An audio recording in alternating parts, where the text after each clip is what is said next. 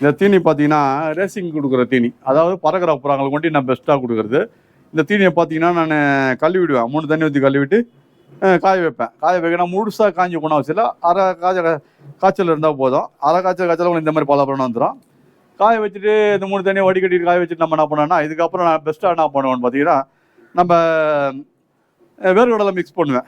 So வேர்க்கடலை அதே மாதிரி தான், நைட்டை நான் வேர்க்கடலையில் ஊற வச்சுருவேன். காலையிலேருந்து பார்த்தீங்கன்னா இந்த 3 தண்ணி ஊற்றி கழுவிடுவேன். இந்த வேர்க்கடலை 3 தண்ணி கழுவினோம்னா இந்த தண்ணி பாருங்கள் ப்ரௌன் கலர் ஆகிடும். என்னான்னு பார்த்தீங்கன்னா எல்லா தீனியும் அந்த அளவுக்கு இது இல்லை. ஆனால் இந்த வேர்க்கடலை நிறைய பேர் கழுவ மாட்டாங்க, ஊற வைக்க மாட்டாங்க. இப்போ தீனி அப்பயே பூத்தி கழுவி காய வச்சிடலாம். ஆனால் இது அப்படி கிடையாது, நைட்டு ஊற வச்சிடும். காலையில் அந்த தண்ணியை ப்ரௌன் கலர் ஆகிடும். என்னான்னு பார்த்தீங்கன்னா அந்த வேர்க்கடலை ஒரு கெமிக்கல் இருக்க தோலில்.